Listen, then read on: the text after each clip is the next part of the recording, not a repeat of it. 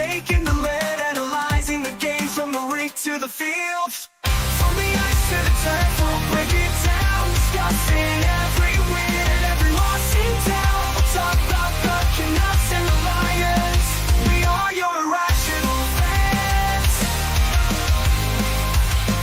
We are your irrational fans.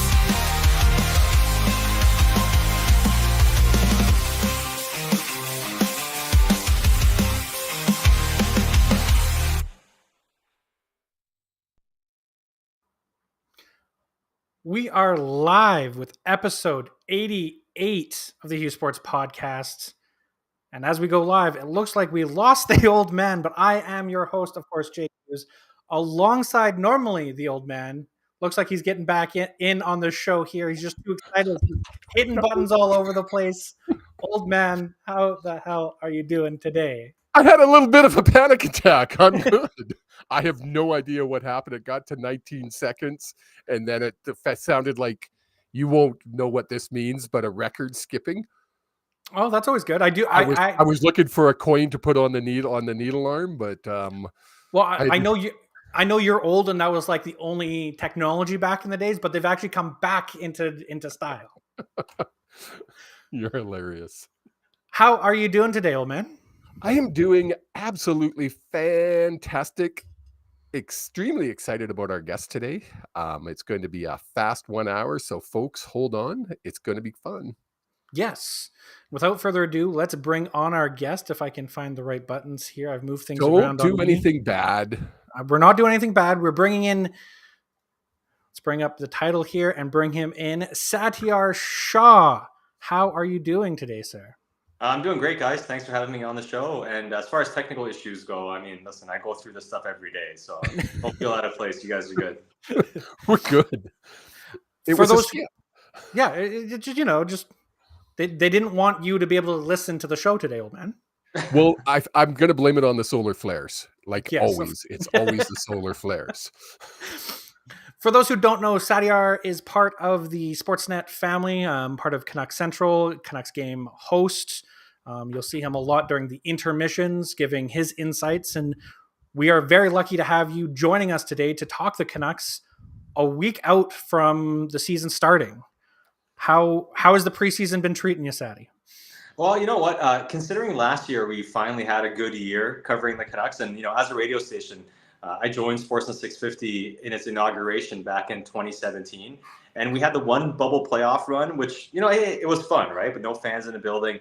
So this past year was the first real chance we had of having like real life playoff games and being at the arena. So it was such a fun experience that this year the preseason doesn't quite have the same excitement as previous years. Where you guys would know this, right? I mean, you guys are diehard Canucks fans. 3-4 years ago, maybe the most hope you'd had would be preseason, right? It'd be about, okay, what is this team going to look like? Who are the exciting young players? Can this player take a step? And we had all these, fun conversations about projections and hope. But this year, we kind of know the team is good. And it's more about, okay, how do we evaluate the young guys coming in? So to be honest, not quite as excited for the preseason because we were spoiled with a nice playoff run last year. But, it's a blessing doing this job every day. And it's kind of cool covering a team this year where expectations aren't, hey, can they get off to a good start? It's, can they be a good team throughout the year and make a deep playoff run this season? Well, the biggest thing from the fan side of things is going into the preseason, you didn't think there was a lot of questions about the lineups. And then with injuries and unfortunate news with Demko being out and Dakota Joshua, it's like, okay, there's a couple spots that are open and question marks coming in. And then you see Lekkermäki come onto the scene, and fans, of course, get excited about that. Mm-hmm. What has been your favorite part of training camp, even including young guns and all the way through up till today? Honestly, the thing I love the most is seeing young guys improve from year to year, and having watched guys last year, especially in Victoria. And, like, for instance, even guys like Aatu Ratu, for instance, and even guys like Archdeep Bains and Linus Karlsson, seeing them last year and then seeing them now so far, you see the improvements and strides they've taken. And also when you look at the even younger guys like Wilma Eriksson, who got a lot of praise from the head coach, and he signed a pro contract, fourth round pick from a couple of years ago, took massive strides last year, playing in the OHL for the first time. And this year in training camp really impressed the organization with how hard he worked on his game, the details in his game that he improved on. And it's just really cool to watch these, young adults chasing their dreams and really putting that work in. And I can always appreciate seeing those improvements in guys. Because yes, I mean, it's always fun watching the stars, but you see them in the regular season. You know what it looks like. I really enjoy watching guys come onto the scene, new players, and see the strides they take year from year. And that was one of the storylines of this year's training camp and preseason so far, has been, to your point, John, that yes, there are more opportunities with Dakota Joshua being hurt up front. I mean, he's a forward. There's a new spot for a forward that wasn't there to begin training camp, I guess, a couple months back when we were projecting the lineups. And then you look at the fact that that there are enough guys that can really vie for these spots. And then you look at Aatu Ratu, the step he took, like I mentioned, and even Lekramaki now, he got sent down, but he showed enough that you're intrigued now to see what happens over the course of the season. What is he going to look like when he gets called up? And so I think it's my favorite part is just watching these young guys take these steps and watching a team that has now graduated to looking like a real team and, maybe not a top tier contender, but kind of, around that aspect. And what we're looking for is who's pushing for spots. And it looks like the organization has some good depth this season. And we heard from Rick Tocchet that the struggle of having too many guys who are impressing him, that's a good problem to have as an organization. Ratu was today, I believe. Yeah, today's Wednesday. Was between Höglander and Garland to start practice. Unfortunately, wasn't able to partake in practice. Were you able to see how he played in between Höglander and Garland? Yeah, so he's played a couple preseason games so far there, and he's been in some of the practices with them, and he's looked really good between those two guys. We know he's good in the faceoff circle. He's a responsible player, and I think what the coach likes the most is he doesn't get overwhelmed in tough areas and matchups. And when you play center, you have to go down low a lot. You got to go in front of your net. You got to make sure you're in the right spot defensively, tracking back all the time. And he aces all those things. I think at this stage, it's really more about the IQ level and to be able to play that role consistently with Höglander and Garland, because that would be a third line that's going to play some pretty tough minutes. And is he ready for that? And that's still something that, is a bit of a work in progress. But he's looked really good. I think what we can surmise watching Ratu, even if he doesn't end up being on the roster when the season begins, is that for all the talk of does this team need another center at some point this year? They went out and got Lindholm at the deadline. We know they prioritize having somebody who can win right-handed face-off, somebody who can match up against other teams. And despite Ratu being a lefty, he switches his grip on the face-offs. He's been good in the right side. So that adds a layer of depth that this organization does not have. So instead of looking at it now and saying, at what point in time do the Canucks trade for a third-line center? I think we look at it and say, whether it's training camp, whether it's 1 or 2 months down the road, let's explore what Ratu can be, because maybe you have that answer internally. And that, to me, has been the most encouraging part of watching Ratu, and he's not looking out of place at all playing with Garland and Höglander. Now, with JT Miller not playing any preseason games, have we heard anything from the organization as far as what his injury is, what his timeline is? No, so no updates on any specifics on what the injury is and what actually occurred.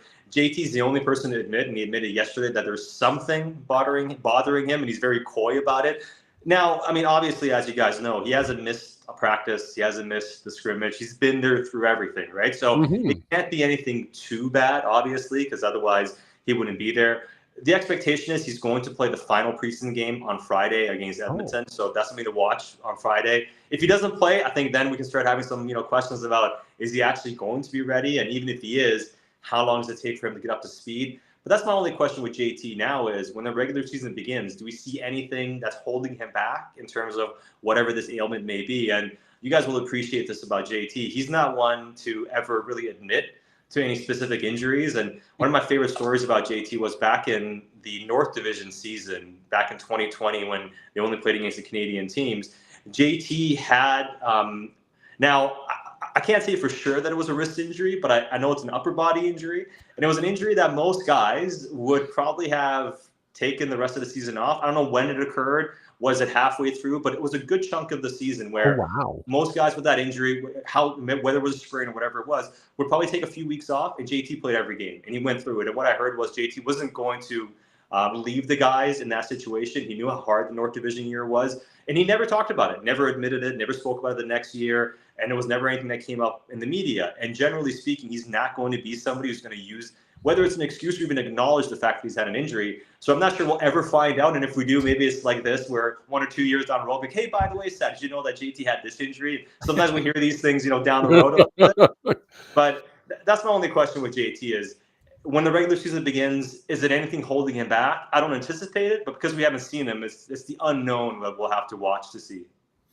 Well, and especially with Denton Heinen getting time with Miller and Besser at practice, crossing our fingers, we get to see that line in against Edmonton on Friday. But how long do you normally see? I mean, DeBrusque, Patterson, Sprong. Should we expect that chemistry instantaneously with those guys, or it's something that's going to take time to build up, especially during games? I think it's something we have to be patient with, because what oftentimes happens is you're right. Sometimes it takes a little bit of time for that chemistry to kind of come together, and then it does. And sometimes it happens instantaneously. But when it happens instantaneously, what happens is the opposition sees, well, here's a good line that's having a lot of success. What are they doing well? And then they find ways to, make that a little bit more difficult. So then the challenge becomes, how do you adjust to the adjustments being made to you, and how do you overcome those sort of things? So to your point, I think as much as whether it's awkward at the beginning or it's hot at the beginning, these things take a few weeks to really determine how are these guys going to handle certain adjustments, and if you take something away from that trio, how do they react to it? So I think it's very much going to be a work in progress, and usually chemistry is something that comes with time, right? Like trust is a big part of it, and you kind of go through trials and tribulations at times, some failures to understand what your limits are as a line. And sometimes, it all comes together and it's beautiful and you sing, and maybe that's what happens this year. But I always leave a little bit of room for, just that acclimation period with a new trio. Now, who do you think, or who would you say is the biggest surprise coming out of training camp, knowing we only have one game left? That's a great question. Biggest surprise. I honestly, I would probably say Kirill Kudryavtsev as far as the defensemen go, because he has. I mean, I knew good things about him. I heard a lot of positives about him, but you're always somewhat skeptical when you hear really good reports on prospects and when you watch them, because people can get carried away sometimes. And hey, sometimes a guy looks great at that level, and then it changes and you don't quite see the same from them anymore. But considering he's a 7th round pick from a couple of years back, there was some question about, okay, well, how good can this guy really be? But every time I'm watching him, he looked very impressive in the OHL. And then watching him in training camp and then watching him through Young Stars, the kid is really good under pressure, like a far better under pressure than I thought he would be, even in the preseason games. I mean, you have forwards forechecking him hard, getting in his face. He holds on to it enough. He gets the puck off. He's not afraid of taking a hit to make a play, which I think is a huge part of being a good puck-moving defenseman at this level. If you're afraid of taking hits, you're not going to be able to play. And guys who are smaller, yeah, sometimes you can evade them. That's what Quinn's really good at. He'll eat a hit, but he's really good at getting out of the way as well. But you can't sacrifice making a play on the puck because somebody's coming downhill and about to take the body on you. And he doesn't have that fear. And I think that's a massive thing for me when I look at a more diminutive defenseman. Can he be good under pressure? And the fact that his puck skills are strong and defensively he knows where to be position-wise, I was pretty impressed. Even leverage along the walls. He's good at using his lower center of gravity to really pin guys and be able to dig pucks out. One guy that I love watching, who's a smaller defenseman, is Jared Spurgeon, not very big. Try to get the puck off Jared Spurgeon or try to get through the wall with Jared Spurgeon. He's going to take the puck from you more often than not. It's very hard to get through him. And I see some elements there. I'm not saying he's Jared Spurgeon, because Spurgeon's an incredible defenseman. But I'd say, considering where he came from and what my expectations were and how he looked, he would be my biggest surprise. Nice. Is Kudryavtsev, if I'm saying that right, is he playing in the O again this year? Or is he going to be in Abbotsford? The plan is for him to be in Abbotsford, and with the way it's looked so far, I think he's really going to be competing with Elias Pettersson, the DPD that is, of course, and Christian Wolanin perhaps being the first left-hand defenseman on the depth chart or for a recall option. Now, I think we have to be patient with him, and I'm not saying expect to see him, the first half of the season. But I'm really intrigued to see what strides he takes. And when you look at the depth chart on the Canucks blue line, as you guys know, you have Quinn Hughes, you have Carson Soucy on the left side, but then long term, some questions. Who's going to be the other guy? And Soucy has one more year left on his deal. We're all hoping Pettersson can be that guy. But what if that takes time? Do you have enough options on that side? And I thought Sora Minu, another guy who impressed through training camp and was sent down to go back to Seattle Thunderbirds of the WHL. He's an option, might be on the World Junior team this year. That's kind of the radar that he finds himself on with the progress he's made since being drafted by the Canucks in the 3rd round a couple years back. But I'd say watching Kudryavtsev, can he put himself in the mix here to maybe play games at some point this season? And if he does, that would be a massive coup. Yeah. One last question before we let you go, because we do appreciate your time, and we told you we keep it to 15, and we're just heading over there. All good. What should Canucks fans consider a success this season? Oh, great question. Oh, it's great question. We had this debate on the show. So I think anytime you make the playoffs in hockey, that's important. I think sometimes we downplay how hard it is to make the postseason. So I think making the playoffs gives you, I suppose, to some degree, a passing grade, on the season. But I would say based on where this team finds itself, right, where they were last year, and as much as this team's finally arrived, they're also playing a guy like JT, who's 31 now, and how many prime years does he have left? Demko has 1-2 years left, and we're not quite sure on his status. I'd say success for me would be to at least win a round this upcoming year. Can you get to the conference final? I think if you get to that point, I would call it a massive success. Again, I don't think it's a failure if you make the playoffs or lose in the 1st round. I think it's disappointing. I think you winning 1 round, I think, would be a positive year again, as much as it's not as good as you wanted. But a real success would be getting to the conference final. And I don't think that's too high a bar to set for this team. No, that's awesome. Anything else, old man? Yes, the one real question that everybody wants to know, what is up with the intermission horn or the end of the period horn? What is that? Yeah, so they kind of adjusted that a little bit. I'm curious to see if that's going to carry over when the regular season begins. So we'll see if they change it up or not. But it was really fascinating how much reaction the horn got at the intermission during preseason.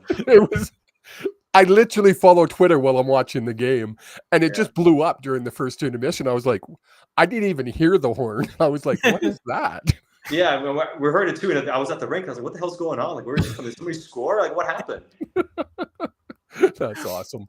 We appreciate the time, Sat. For those who don't know, again, you can follow him on Twitter at Satiar Shah. He's also on the Canucks Central Monday through Friday on Sportsnet 650, as well as you can listen to the podcast anytime you want, because Sportsnet is great that way, and not all of us are able to listen because we're in different time zones. 100%. Hey guys, listen, thanks so much for having me on. I appreciate it, and don't be shy to ask in the future. I'd love to come on again. Awesome. Thank you so much, Sat. Appreciate it. We'd like to have you on at mid-season, probably the Christmas break, to see where we're sitting. Yeah, hey, it'll be a good time to check in. Hopefully a good Christmas presents to talk about, right? There you go. Cross our fingers. Have a good one, sir. Thank you so much. Thank you. Take care, boys. Satiar Shah. What a great mind. We appreciate the time, the knowledge that he has, and that he's willing to come on a show like ours to share it. It means the world to us. Oh, Scott White came on and he had a question for Sat. Oh, sorry, Scott. Ask your question. I will send it to him on Twitter, and we'll get it answered for you. Apologize about that, Scott. Yes, we didn't want to keep him for too long, as it is his night off. And we did ask for 15 minutes. So when we get big guests like Sat on, we want to make sure that we keep them. We keep to our 15 minutes that we asked them, because if not, then you're kind of disrespecting their time. Exactly. I want to piggyback and continue the conversation that we were having with Sat there. The horn? No, not the horn. Not the horn. Sucked, okay. What the hell? It sounds like a freaking Prius. Well, could you imagine doing a show like, again, talking, and then all of a sudden it goes off? You're like, how do you not react to that? It's like, you got a Prius behind me? What the hell? What do you consider a successful season for the Canucks? It was funny because I was thinking about this on, was it the drive to work or the drive home? I was listening to 650, which I do all the time now, by the way, on whatever that is I use, radio player. We should hit them up for a sponsor. And that was a question that was being brought up. And I said, they have to make the conference final. to really call it a successful success. season. And I agree with that. Making the playoffs is a pass. You get a C minus. You're graduated. You can move on to your next grade. Nobody's happy with you. You got a C minus. If you win one round, we'll give you a C plus. Depends if it went 7 games or not and who you're playing. Now make the final. I don't know if the old heart could take it. Yeah, I don't know. I don't know. We haven't been there in so long. I was a young man back then, doing shots of tequila every night. I don't know how. Like, I was 18, so I know how I made it through. But you were what, like 50? Yeah. Holy crap! I was like, "Fuck you!" But 2011. No, that was I was 13 years ago. 47. Huh? Yeah. Okay. So 47 is close to 50. No, Like, it's not.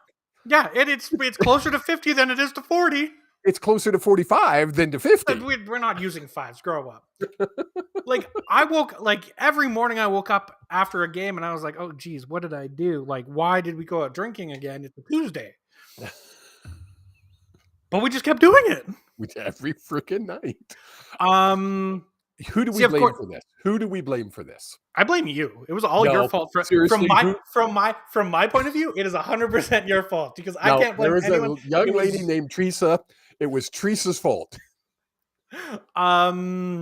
Scott White, if you're still listening, please ask your question. I will message Sat and get the answer before we go off the air. If you ask within a reasonable time. What I think it is to be considered a successful season, I think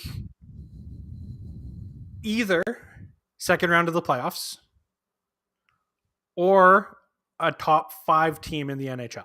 If you finish the season as top 5 and say you end up getting matched up against a Vegas or I'm trying to think of a team, a Winnipeg, who you get to game 7 and you lose off of a lucky bounce or a 1 goal or game 7 type thing. I think that still should be considered a huge success for this team. Considering that this time last year we had Satiar on. Yes. We had Matt Satiar on. Message Satiar and get him on again. We had Mr. Satiar on, and I asked him point blank, this is the playoff bar. Do you think we're going to hit it? And he said, it'd be nice, but I can't, that's the dream, to make the playoffs. And we were like, I think it was 90 some odd points. If we could hit that 95 point mark and make the playoffs, we'd be rejoicing and going freaking crazy. Yeah. Right?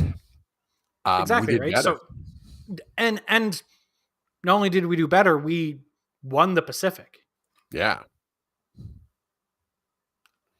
I think playoff success is difficult. Playoff success is harder than anything else in sports. Oh yeah, 100%. NHL playoffs are harder than any other sport, and I will fight to the death on that. Well, and people are like, oh, what about baseball? What about basketball? Baseball has the hardest playoff to get into, which means you have the hardest regular season. But once you're in, it's not as physically physically challenging as the NHL is. No other sport is. No. Football is the only thing that I would say is close to physicality. You're not playing 7-game series. You're playing 1 game in 1 week. Right? That's the difference. You're playing, some weeks you might play 3-4 games in 7 days. It's not unheard of to go 4 and 7. Yeah, exactly. Right? Yeah, exactly. So I'm just taking a picture of Scott's. No, you're good. I will reg the puck here while you are doing what you asked, what you said you would do for Scott White. We appreciate the comment, Scott. We appreciate you jumping into the chat and watching the show. Canucks 1 week away from the regular season. I put predictions, but I also want to preface it right now, and we'll make the announcement on Facebook and Twitter and Instagram and TikTok and everything. Next week, we will be going live an hour earlier, which means we will be live at 6 p.m. Pacific time. The reason for that is the home opener and season opener is Wednesday at 7 p.m. Pacific time. We want to have the show wrapped up with a nice little bow on it so we can watch the game. Yes. So we will also be doing the show live together because we'll be watching the game together. it's only happened once before, folks. It wasn't a complete disaster, so we're going to try it again. Well, he did try to beat me up. It was elder abuse at the best. It is what it is. So we will basically do the inverse of what our normal show is. Lately we've been talking hockey and then CFL. Next week we will be talking CFL and go into hockey and set you guys up for the game. You guys can listen to us live right before the game starts. It's like a pre-game show. It is a pre-game show. And this Friday will be the debut of the Hughes Sports Podcast post-game show. I will be doing the post-game, what I'm going to call post-game 0, as it's the last preseason game. So it's a way for me to iron out any kinks that I might have with my process to get everything set up for you guys, make sure it gets posted at the right times. And then from there on out, after every game, the morning after the game, there will be a post-game by myself, be 10 to 15 minutes covering the game, giving you guys the highlights in case you guys missed the game or just want to hear one man's opinion. I like it. I'm going to ask you, Sean, our Scott White's question, because this one he wants to know our opinion on it as well. Yes. Let me just put it up on the screen, actually. Go show. Boom. Sean, or Scott White asked, personally, I like right-handed shots on right wing, so I like the Sherwood and Sprong signings. Does Sat or you guys think that matters these days in the NHL? Good question. Great question, and I think it does matter to a degree. I think especially on the power play, having that right shot, the right-handed shot is going to make all the difference for one-timers and things like that. I like having right wings be right shots for a multitude of reasons, including in the defensive zone. You're a lot easier to pick up the puck on the forehand. Picking up the pucks off of dump and chases, it's a lot easier. I don't know if it's a huge thing with how athletic a lot of the players are these days. Well, it's not the 70s anymore. I go back to the 70s and into the 80s where these guys came into training camp and they weren't in shape. Let's face it. They came in smoking a cigarette and drinking a beer. But they played the season that way too. Well, yeah, but they didn't play 82 games. Yeah. I'd like to go back. I wonder how many games they used to play in the early 80s. I will look Jake, while I'm talking, you go back. But I think it still matters. It just doesn't matter as much as it did. I was going to say 20 years ago. Oh my God, I'm so freaking old. Oh, Scott, you're making me feel old. It doesn't matter as much as it did back in the 80s or the 90s. I think the athlete now is more skilled in the position that they're playing compared to what it was back in the day. Does that make sense? Yeah, I think it does make sense. And just so you're aware, I am looking up what you asked me to look up. Yeah. And I've looked at 75, 76, 76, 77, basically 75 to 80. They've all played 80 games. Did they really? They've only added 2 games. Wow. Yeah. Why does it seem so much longer? They might have spread them out. They might spread them out a lot more. Yeah. Wow. That shocks me when you say that. Interesting. So the crazy thing, though, like this is what blows my mind is we always look back, and this is a conversation that I didn't think would come up today. But it is. But there was 18 teams. There was 18 teams in the NHL, and they were playing 80 games. You want to know why the rivalries were the way they were? Right? You're playing each team 5 times. Yeah, 6 times. Right? You're playing some 6, some 5, just to balance, like make the schedule balance out. Do you want to get back to those rivalries? I think you need to take a look at the schedule. And I know it's probably never going to happen because of butts and seats and tickets, but I don't need to see the East teams every single year. I'm sorry, I don't. Oh, see, I disagree. That's the old school in me. I love seeing the Philadelphia Flyers come in. I love seeing the Montreal Canadiens coming into town. Okay, so you get them one game right now. Now, let's say, again, in my ideal world, they come out just for ease of sake, they come in every other year. And now you get them for 4 games a year instead of 2. Oh, okay. Right? You're still like so you play half, in my ideal world, you play half of the East one year, then half of the East the other year. Well, you don't get a home game with every team. Yep. Do you know? You get one home game and one away game against every single team. That's right, because they changed that. It was at one time they went every other year or one every Now, and then they changed that. That was way back in 2000. I want to say 2005. The CBA under 2005, where because of the stars like Sidney Crosby and Alex Ovechkin, owners wanted a piece of that pie, and I think the novelty is worn off, and I think you want to get back to those rivalry games. But maybe that's just me. I you know what? I would love if watching that very first preseason. I don't know was it the first preseason game against Seattle? It was the first one. I think it was the first one aired. I think it was the first one as well. I know that much. If we could play them 6 or 7 times a year, come on. Right? I mean, we were talking on before we went live, before Sat joined us, that we have a game at the end of December, literally the last day of December against the Flames. And then not till March.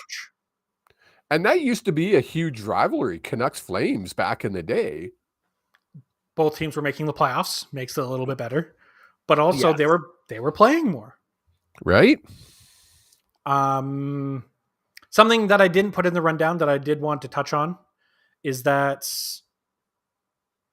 Gary Bettman mentioned in a press conference, and I don't know where the press conference or why the press conference was happening, but he mentioned that he wanted to start negotiating the new collective bargaining agreement, which ends not for 2 more years. So not the end of this season. Now. So it doesn't end at the end of this season, ends at the end of next season. Right. Yeah. So basically they have a negotiation window, like they can't start negotiating until 2025. And Gary Bettman, according to him, the NHL wants to start negotiations as soon as possible, in early January.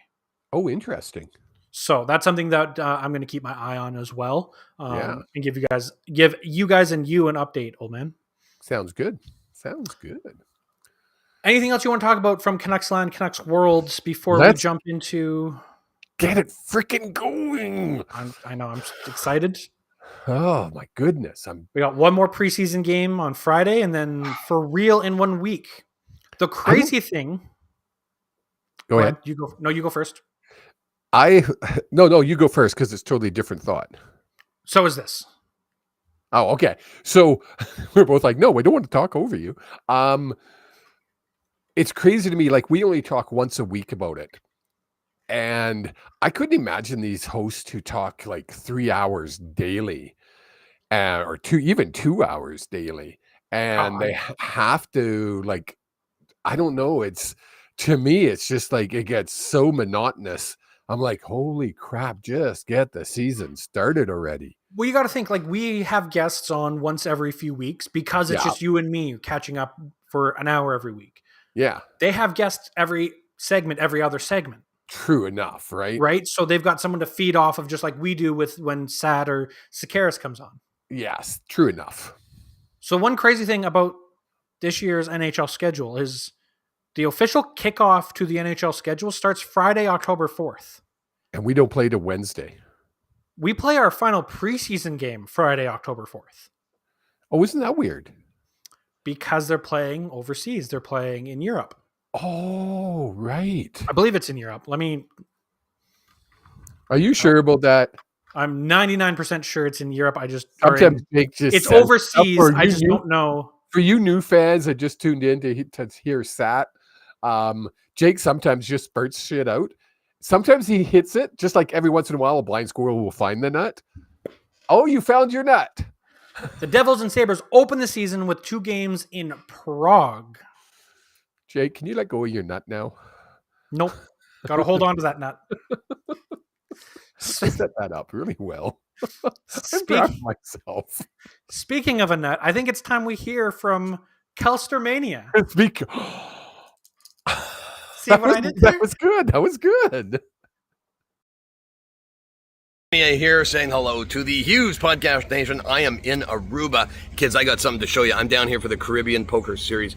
I won the $400 8 max tournament. Look at this ring. Look at the bling. Plus the $8,500 US that I won for that was not a bad thing. Great way to start this trip. But we're doing a little business, putting some poker travel vacations together. If you go to pokertraveldeals.com, you'll see a ton of really cool stuff that we got coming up, including a trip to Reykjavik, Iceland for the Icelandic Poker Championships in November as part of my birthday weekend. So if you want to do that, but if you want to bet some sports, I got a couple of great games for you guys this weekend coming up. Saturday, we've got some college football. We have got Virginia Tech going into Stanford to play Stanford. The line is 7.5 points. Now, if you've watched me for any amount of time before, you'll know that we just don't like laying points on the road. We don't like laying points. We think Stanford is going to come up and potentially win this game straight up. They're very, very tough at home. Virginia Tech coming off a very tough loss in the waning minutes of the game against Miami of Florida last week. So look for a big upset here. Look for Stanford. You might even want to take them plus 260 on the money line, but definitely take the plus 7.5.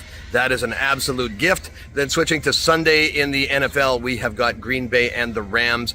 Really like the Rams. Sure, they're 1-3, but they're 1-0 at home, and the Rams plus 3.5. Great spot. Again, don't lay points on the road.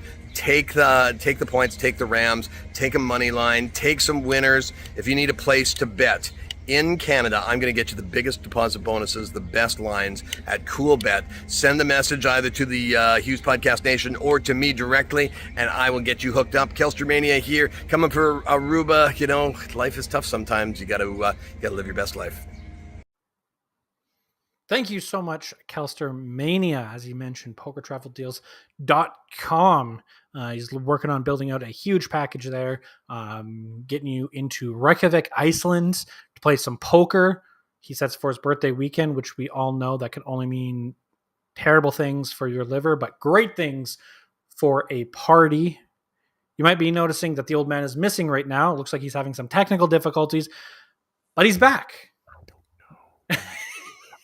Every time you started, like when you started the show with our video, and then when you started that one, something goes wrong and I lose connection. Weird. Yeah. Well, luckily there's no more videos to be played. Good. Well, that's not true. You'll need to disconnect and reconnect very quickly for one segment. But right. As Kelster was talking about pokertraveldeals.com, I mentioned he's building up packages to go to Reykjavik, Iceland to play poker over there. It looks super, super interesting. I've got my eyes on it, so we'll see people there. If you're a poker player, get over to CoolBets. Do we have a code still for each? Kelster said to reach out to us. You can DM us on Facebook or Twitter, or you can get at Kelstermania, Kelster Mania. Let them know we sent you to get some crazy bonuses. Well, because with CoolBets in their poker games, they will be doing satellites to that event. So easy way to win a trip free. I've done it. I've gone to Dominican to play poker many years ago with Kelly, actually. And I didn't get to talk about it, but frick, congratulations, Kelly. Big scorer over in Aruba, picking up 8,500 US plus that freaking thick giant ring. Like, you know what's going to happen? He's going to hit you with it. Oh, he's gonna pretend to hit me with it and just go full force through. If we talk and we're like, yeah, we're gonna go see Kelster when he's in town, and I have a black eye, you'll know what happens. Yes, exactly. The other sponsor of today's show, SeatGeek.com. You can use code HSPPOD to get $20 off your first ticket purchase at SeatGeek.com. SeatGeek is revolutionary because it tells you when there's a good deal and when there's a bad deal. Whether you're going to watch your favorite concert, your favorite sports team, go see the ballet, go see a dinner theater, everything and anything it will show you a good deal or a bad deal. Green means good, red means bad, and everything in between. Again, that's code HSPPOD to receive $20 off your first ticket purchase. Have you checked out SeatGeek.com, old man?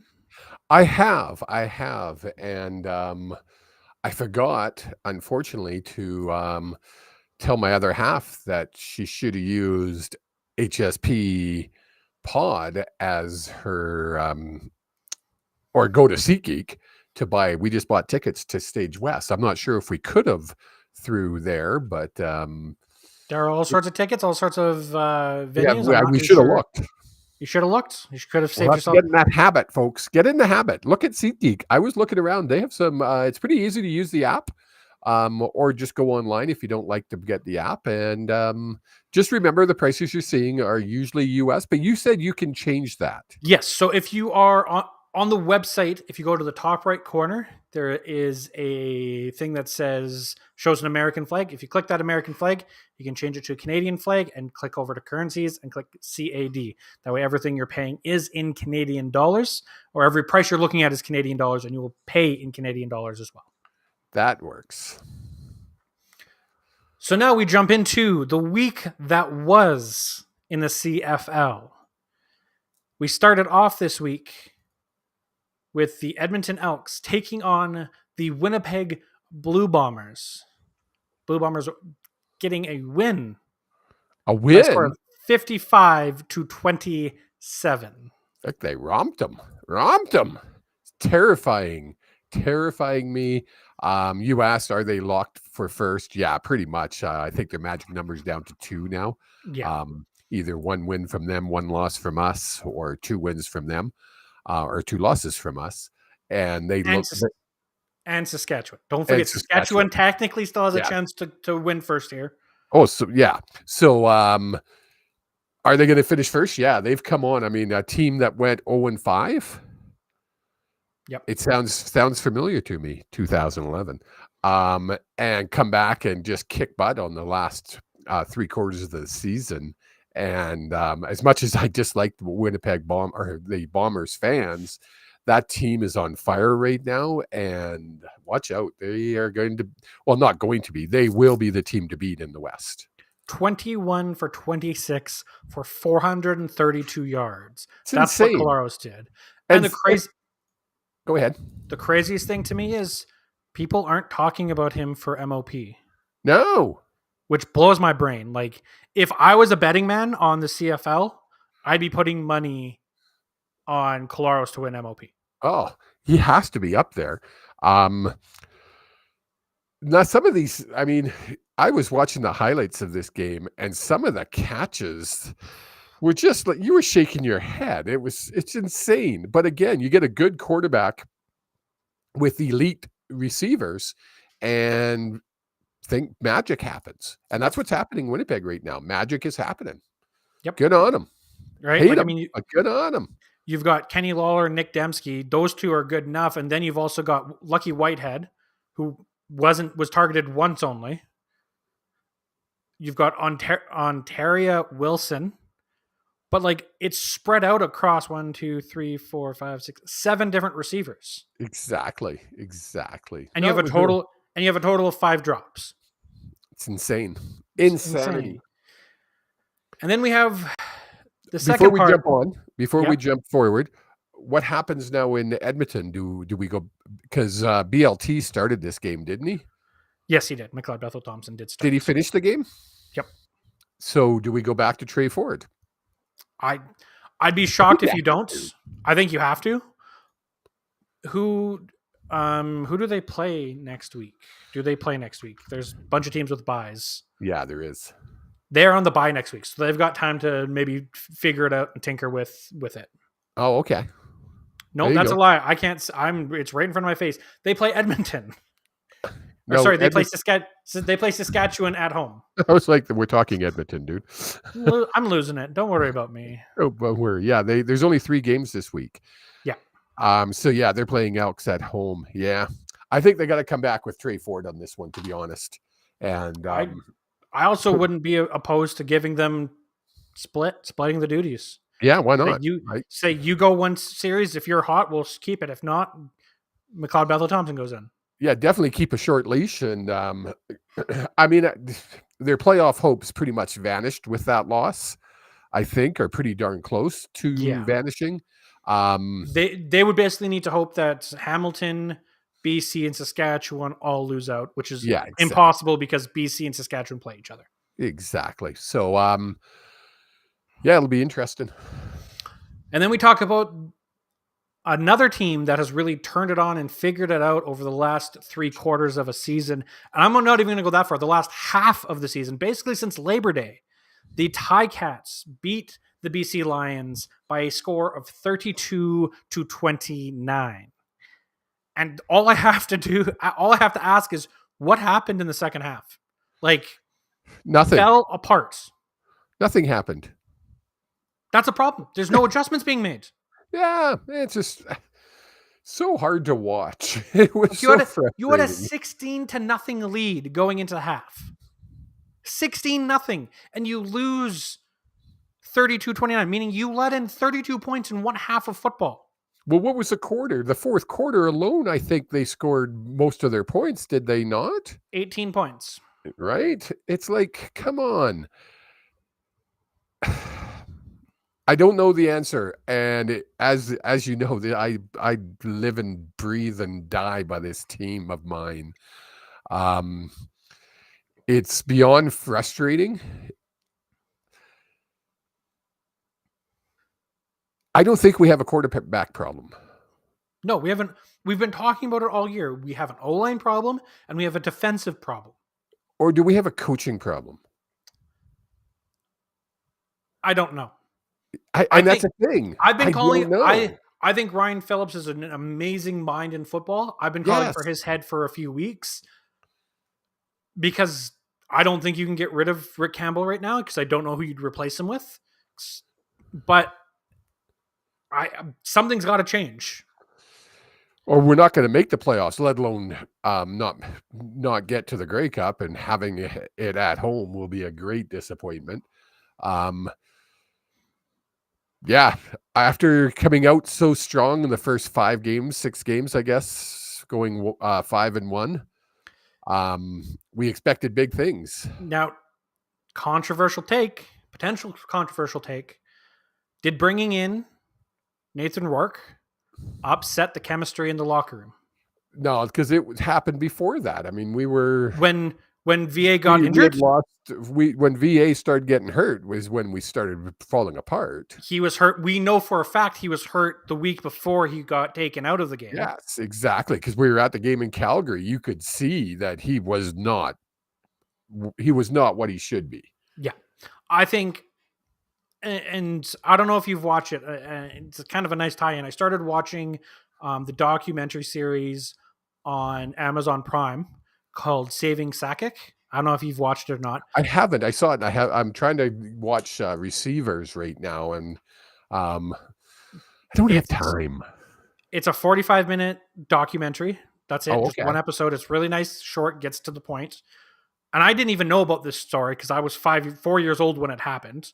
The fact that he was offer sheeted and they had 7 days to come up with money that they didn't have. Yeah. But one of the mind behind the Avalanche that led them to win the cup sat down and said, the biggest thing you need is chemistry.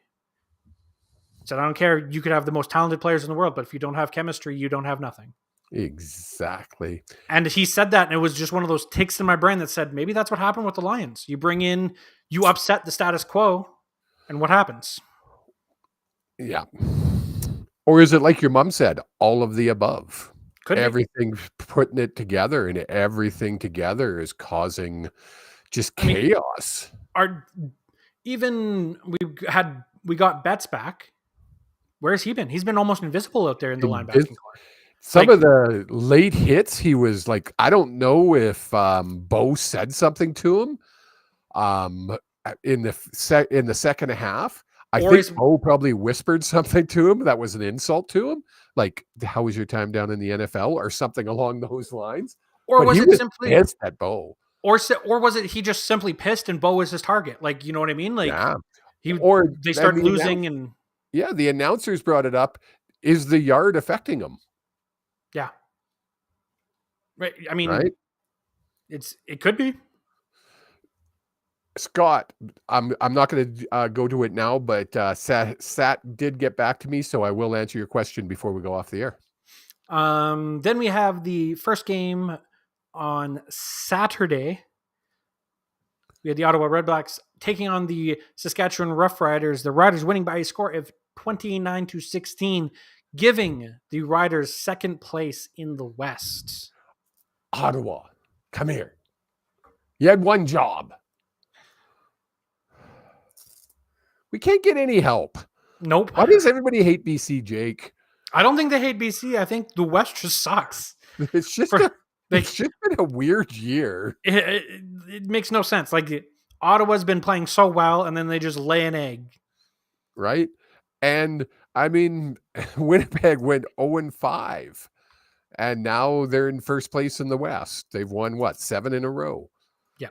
Is it 7 in a row or 8 in a row? Something like that. Yeah. It's just been a weird-ass... I think Mercury's been in retrograde way too long for the football season, and it's screwing everything up. Yes. Mercury being in Retrograde. a grade.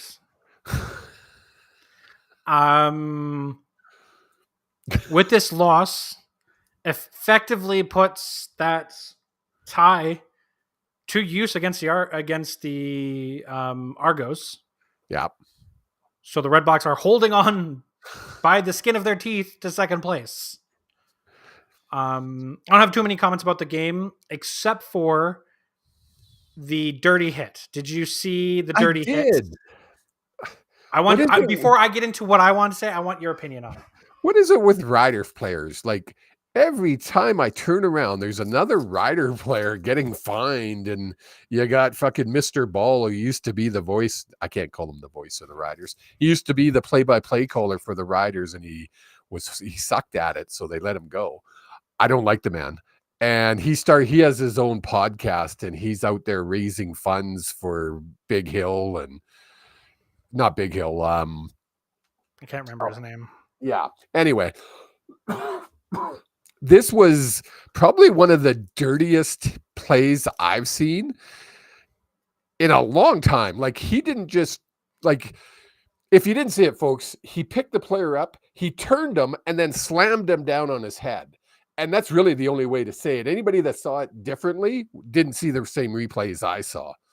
Yeah. So kick the beep, beep, beep, beep, beep, beep, beep, beep, out of the league. I hate that stuff.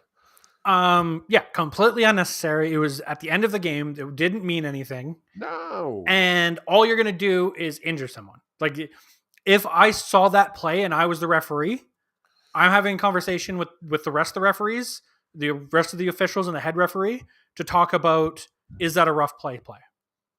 They did give him a penalty, did they not? They did give him a penalty, but I don't know the outcome of it. I don't know what the penalty was. But it was a unsportsmanlike conduct, I believe. Objectionable conduct. Objectionable conduct, and it might even kicked him out of the game. I don't know. So, and that's the difference. So rough play instantaneously, no matter how many plays you've had, kicks you out of the game, even at the CFL level. Yeah. OC, you can get 2 before you're kicked out of the game. It'll be interesting tomorrow when they come out with their disciplinary actions. They come out tomorrow, don't they? Or is it today? I'm looking it up right now just to see. I believe it's tomorrow. And folks, did you notice that Jake's now looking it up so he's staring at the screen? I fixed it for him. It was me. Don't even let him... Oh, over there. Don't even let him think that it was him. It was Says the guy who can't find his own camera. I can't figure it out. It's been 2 years and I still can't get it right. No, they're not out today. I'm expecting them to be out tomorrow. Yeah. Hopefully he gets a good suspension, but he won't. He'll get a fine. The league doesn't care. I think if he got ejected from the game, I think, because again, let's not forget that the CFL disciplinary board has to work within the rules of the CBA. They can't just go out and find people and suspend people willy-nilly without following that, because it'll just get overruled. Just like Sean Lemon for many years. On grounds I want to work with the CFL in the future, I'm going to refrain from saying anything more. I just seen a whole bunch of people being like, kick him out of the league. It's like, yeah, the CFLPA is just going to bring that to arbitration and get rid of that. You can't do that. No. Like, there are certain processes you have to follow, unfortunately. Anything else about that game? Nope. Then we had the Als losing by a score of 31-37 against the Toronto Argonauts, meaning, again, the Argos are one tie away from being in second. It's wackadoodle time in the CFL, folks. Welcome to the CFL, where any team can beat any team in any given day. Which is great. That's the joy of watching a football game for me. It is. But I don't remember a year where other than Calgary, I can honestly see every single team winning any single matchup. Yeah. So really, I mean, the only teams out of it right now, in my opinion, are Calgary and Edmonton. Yeah. Every other team can win the cup this year. Yep. Because really, all it takes, when you look at it, because throughout the history, you play one game. There's no series. You play one game. That's all it takes. You have to be good for one game. And the Owls in this game were good, but not good enough. Yeah, exactly. Fun game to watch. I missed most of this game. I was unfortunately fun game to watch. It was exciting. The Argos deserved the win. It was just that simple. Fair. Unfortunately, officiating has gotten really busy. This is the busy time. So I am at the football field basically all day, every day on the weekends. That's good. Keeps you out of trouble. I wouldn't go that far. You haven't met some of these officials. You guys are too tired after reffing for like 4 games in a day. It's true. The last question I wanted to pose to you about the CFL this week is, does Hamilton cross over? Right now, as the standings look, it's BC Lions 7-8, Saskatchewan 7-1, and Hamilton 6-9. For those who don't know what a crossover is, because you're just catching us on Twitter and you have no idea what the CFL is, basically because there's 6 teams that make the playoffs and there's uneven divisions. If you are in the other division and your record's better than the third place team, you take their spot. And it's not tied. It has to be better. Let's be clear on that. Yes. If it's tie, it goes to the in this case, the West. Yes. For the first time since they brought this in, I don't know how many years ago. I don't know how long the crossover has been around. But for the first time ever, an East team has a chance to cross over. We talked about it during this whole segment. It's a wackadoodle time in the CFL. Does it happen? I don't even have a clue. I wouldn't put money against it. I wouldn't put money on it. I'm not wasting another penny on the CFL betting this year because you can't predict shit. Which is what makes it entertaining. It makes it exciting. You have to watch every game because you just don't know. Yep. You just don't know. Do I want to see it? Yeah, I do. I'd love to see BC win out, and I'd like to see Saskatchewan lose out and Hamilton win out. Because what are they? We each have 3 games left by the looks of it. I think we so. Play 18 games. Yeah. So I'd like to see Saskatchewan lose out, Hamilton win out, and BC win out. And then we play Hamilton. I would do that. I'd take Bo out again. For damn Bo. Because then we got a home game, which is kind of cool. It is kind of cool. However, I'm just going back in the history here. Jake's looking at history again, folks. This could take a while. So the most recent game against Hamilton, we didn't win. Stop. Don't even. The other game we did win. Yes, we did win. So we're 1-1 with them. So yeah, I'd like to see it. Just to say it's been done. I love that kind of shit. So yeah. Just long as they're not knocking BC out of the playoffs. That's true. That would suck. Now, to be fair, there has never been a crossover team that has moved from their division into the other and won a game. It's never happened. Never, not even a game? Not even a game. They Oh, have really? never won a game in a crossover. Oh, interesting.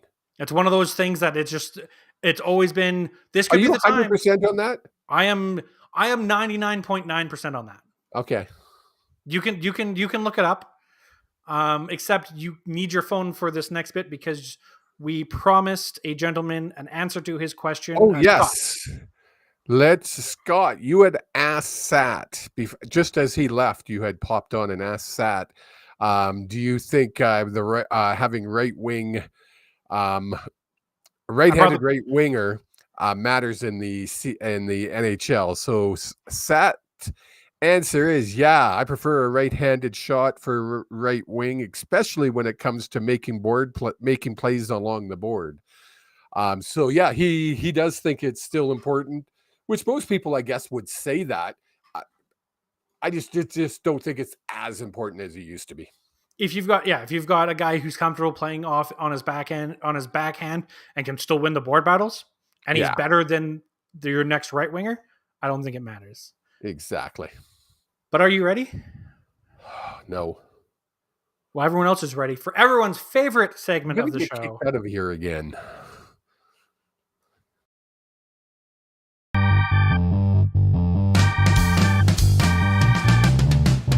It's time for the old man predictions. How well did he do? Do-do-da, do-dee-do.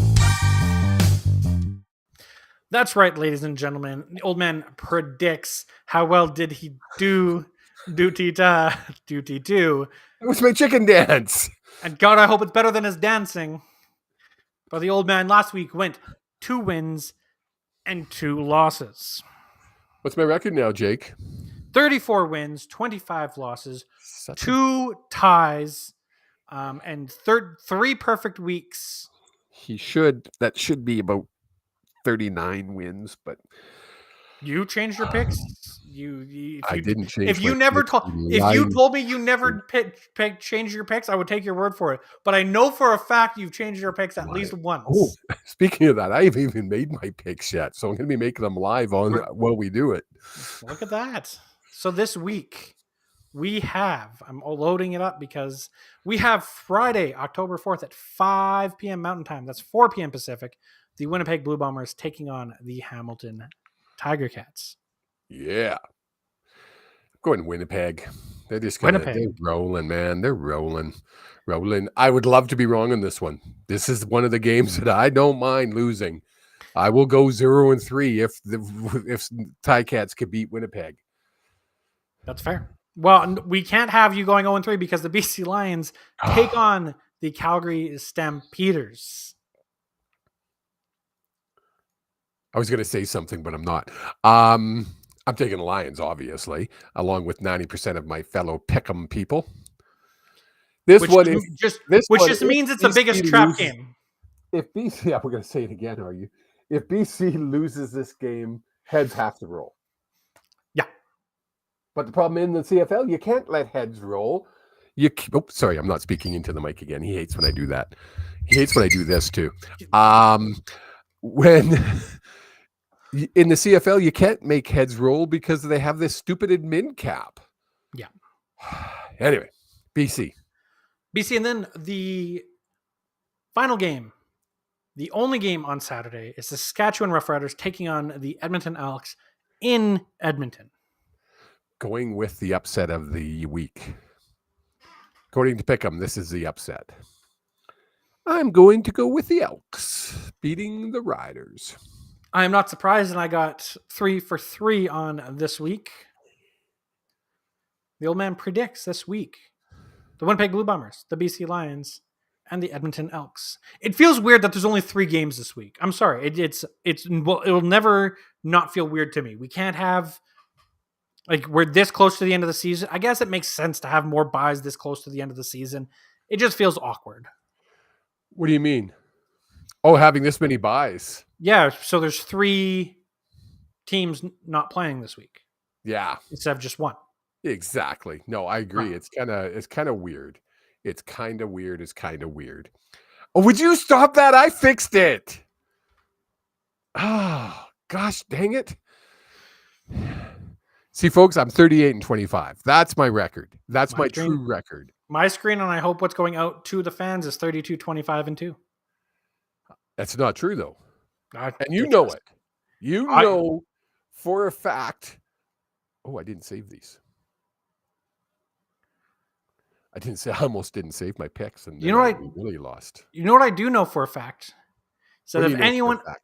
out there listening wants to be a part of the Hughes Sports Nation, as Mr. Kelster calls it, Yeah. reach out to us at hughsportspod@gmail.com.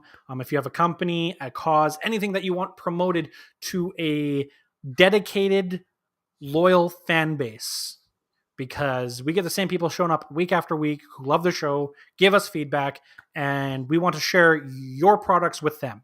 We would much rather, and I can say this wholeheartedly, I would much rather someone who's a fan of the show to take up sponsor time than a giant corporation, because you guys are the bloodline that keeps us wanting to do this and I enjoy talking with you guys on social media, during the live show, And text messages. Trust us. We're cheap. Again, don't use the word cheap. We are reasonable. We are affordable. We're not cheap. Cheap We're has a bad cheap. connotation. We're cheap, folks.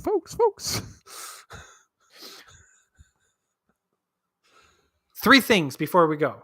We're We already give you over good time. ROI. How's that? Is that better? There we go. I like that. 3 things before we go. Guy just never shuts up. Next week, the show is an hour earlier. Don't live forget. 1 hour earlier. We will do our CFL shenanigans and then lead into the preseason, or the not the preseason. We're done with preseason. We're over the preseason. The regular season kicks off. Preseason's back there behind us. Well, not yet. We still have the game on Friday. We're like, when you get side by side with a car and you're gonna pass them and you can't wait for them to get in your rearview mirror. That's what we're at with the preseason. Yes. Almost done with it. Or Jake when he's trying to talk to a girl and he carry on.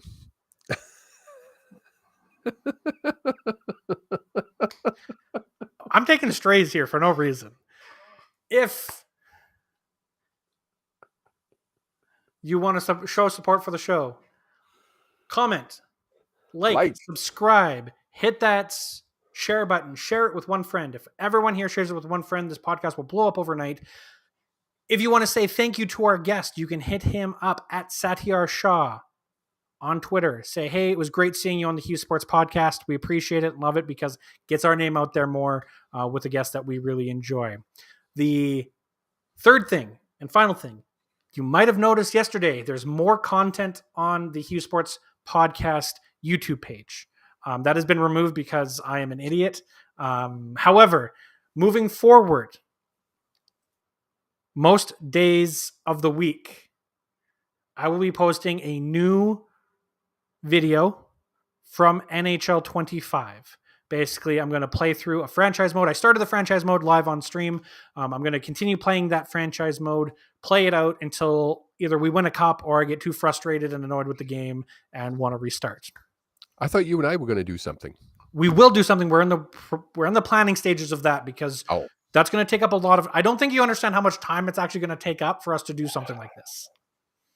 It's not like I need 5 minutes of your time. Like, I need to book you for a solid day. And every time I'm asked, hey, are you busy? You're like, oh yeah, I've got 13,000 things on the go.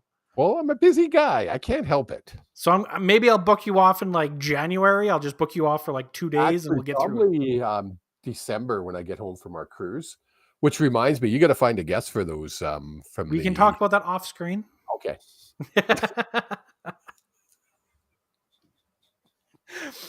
But ladies and gentlemen, you can follow us at HSP_pod on X, Twitter, Facebook, Instagram, TikTok, YouTube. We are posting shorts. We're posting more information.